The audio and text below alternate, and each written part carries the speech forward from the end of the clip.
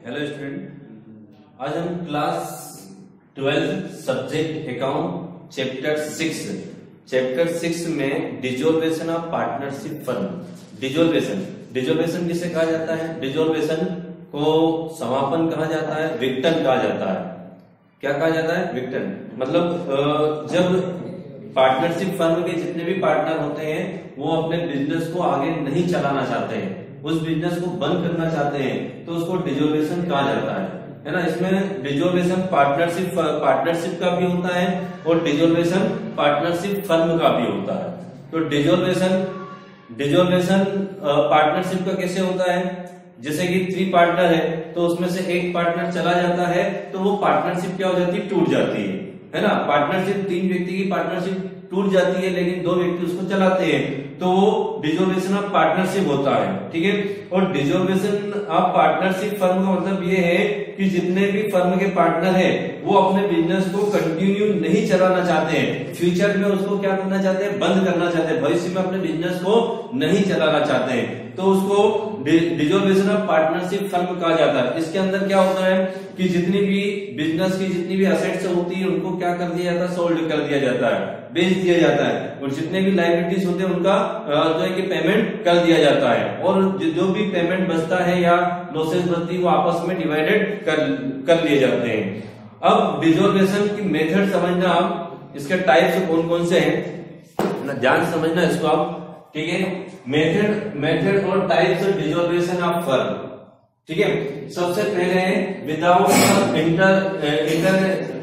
Intervention of court, मतलब जब court उसमें हस्तक्षेप नहीं करती, कोर्ट उसके अंदर हस्तक्षेप नहीं करती है, तो उस कंडीशन में कितने प्रकार से जो है डिसॉल्वेशन हो सकता है। तो इसके अंदर without the intervention of court, मतलब बिना कोर्ट के हस्तक्षेप के बिना, है ना। तो जब कोर्ट हस्तक्षेप नहीं करती है तो फर्म का के डिसॉल्वेशन के लिए कितनी मेथड होती है? 4 मेथड होती है। सबसे पहले डिसॉल्वेशन बाय एग्रीमेंट, है ना, कंपल्सरी डिसॉल्वेशन, और डिसॉल्वेशन ऑन कॉन्टिजेंसी, और डिसॉल्वेशन बाय नोटिस, है ना। इन जो ये 4 पॉइंट है, 4 मेथड, इनको आप समझना। फर्स्ट वाली मेथड क्या है? डिसॉल्वेशन बाय एग्रीमेंट। इसको डिटेल सहित आपको लर्न करना है, बुक के अंदर इसका पूरा डिटेल आपको मिल जाएगा, इसके अंदर कोई भी पॉइंट नहीं है। ठीक है। डिसॉल्वेशन बाय एग्रीमेंट, इसके अंदर क्या होता है? जिस प्रकार से जो पार्टनरशिप है उसका अनुबंध से होता है, एग्रीमेंट से पार्टनरशिप बनती है, उसी प्रकार से उसका अंत भी किससे हो जाता है? एग्रीमेंट से हो जाता है, तो उससे डिसॉल्वेशन बाय एग्रीमेंट कहा जाता है। जब पार्टनरशिप स्टार्ट होती है तो उनके बीच क्या बनता है? एग्रीमेंट बनता है। क्या बनता है? एग्रीमेंट। तो उसी समय एग्रीमेंट में उसके डिसॉल्वेशन के भी रूल्स लिख लिए जाते हैं, तो उस एग्रीमेंट के अकॉर्डिंग फर्म का डिसॉल्वेशन कर दिया जाता है, तो उसको डिसॉल्वेशन बाय एग्रीमेंट कहा जाता है, अनुबंध के आधार पर, समझौते के आधार पर। ठीक है। जिस प्रकार से पार्टनरशिप की उत्पत्ति जन्म एग्रीमेंट से होता है, उसी प्रकार से उसका अंत भी किससे कर दिया जाता है? एग्रीमेंट से कर दिया जाता है। ठीक है। तो उसको डिसॉल्वेशन बाय एग्रीमेंट कहा जाता है। नेक्स्ट पॉइंट है कंपल्सरी डिसॉल्वेशन।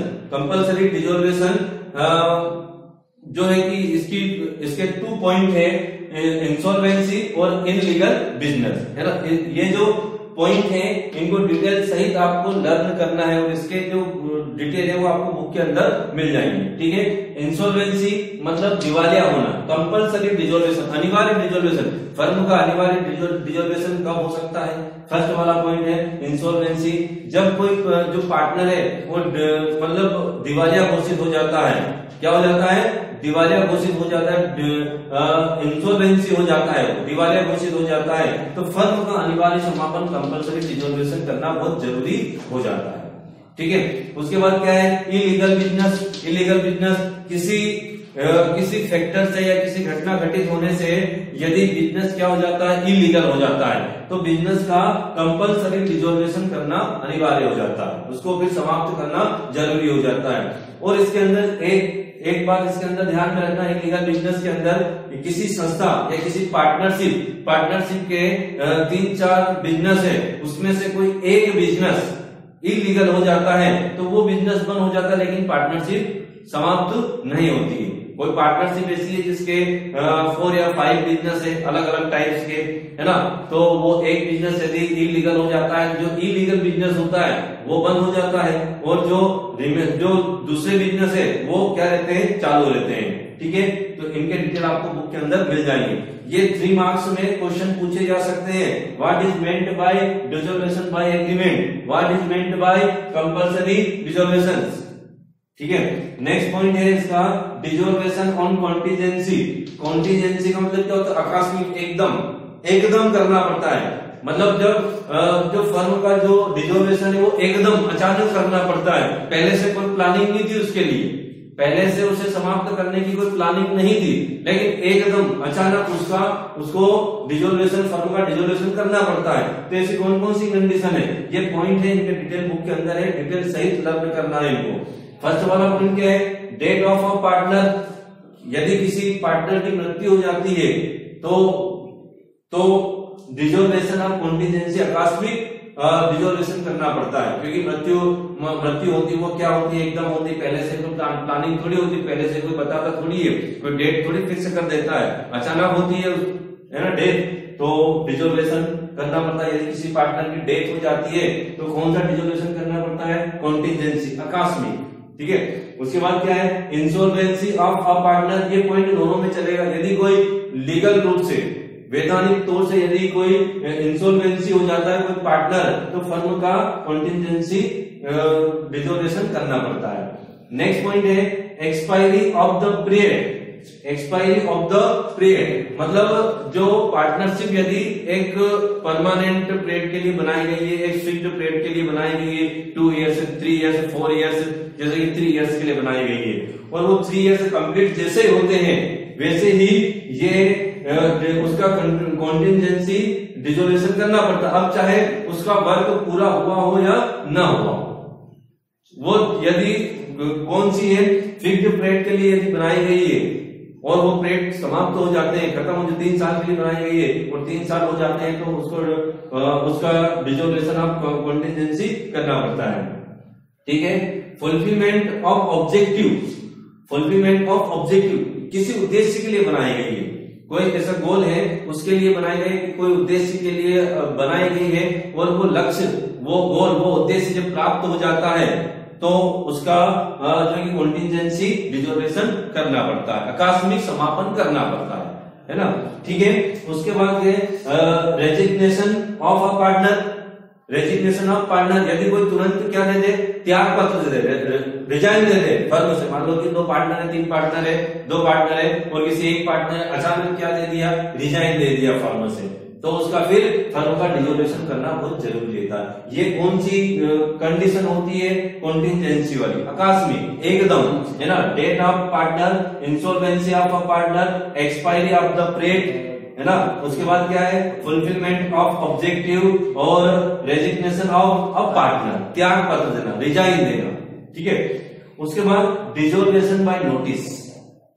ये देखो मेन अपने पॉइंट कितने हैं, एग्रीमेंट, कंपल्सरी, कॉन्टिजेंसी और नोटिस। ठीक है, ये जो पॉइंट है ये इनके अकॉर्डिंग है, ये जो 4-6 पॉइंट है ये कॉन्टिजेंसी के और ये कंपल्सरी के।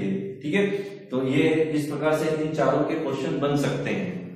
ठीक है, तो डिसोल्यूशन बाय नोटिस का मतलब क्या होता है कि जो इसके अंदर एग्रीमेंट में पहले से लिख दिया जाता है कि यदि कोई पार्टनर पहले से यदि कोई नोटिस दे दे, मतलब एक दूसरे को नोटिस देकर भी पार्टनर का डिसोल्यूशन किया जा सकता है ना। किसी पार्टनर को डिसोल्यूशन करना है कि आप समापन करेंगे, आप कोई बिजनेस नहीं चलाएंगे, तो एक पार्टनर कोई भी अपने संबंधित पार्टनर को क्या दे सकता है, नोटिस दे सकता है, सूचना दे सकता है ना, कि अब मैं इस फर्म में नहीं रह सकता, इसका डिसोल्यूशन कर दीजिए। तो ये भी हो सकता है। और डिसोल्यूशन की डेट कौन सी मानी जाएगी इसके अंदर, जिस दिन वो नोटिस दे उस दिन की डेट मानी जाएगी, या फिर उसके अंदर वो मेंशन करके दे दे, नोटिस के अंदर वो क्या दे दे, मेंशन करके दे दे कि जो इस डेट को डिसोल्यूशन किया जाता है, तो वो डेट मान ली। और यदि उसके अंदर डेट नहीं है, नोटिस के अंदर यदि डेट नहीं है, तो जिस दिन नोटिस दिया है उस दिन मान लिया जाएगा। ठीक है, उसके बाद dissolution by the order of court. अब कुछ कंडीशन ऐसी होती है जहां पर कोर्ट के जरिए डिसोल्यूशन किया जाता है। मतलब ऐसी परिस्थितियां बन जाती है जब जो केस है पार्टनरशिप डिसोल्यूशन का जो केस है वो कहां चला जाता है, कोर्ट के अंदर चला जाता है। तो इन कंडीशन में कोर्ट आदेश देती है, कोर्ट उस फर्म को बंद करने का, उसके बिजनेस को बंद करने का आदेश देती है, ऑर्डर देती है। तो फर्स्ट वाला पॉइंट क्या है, partner is of unsound mind.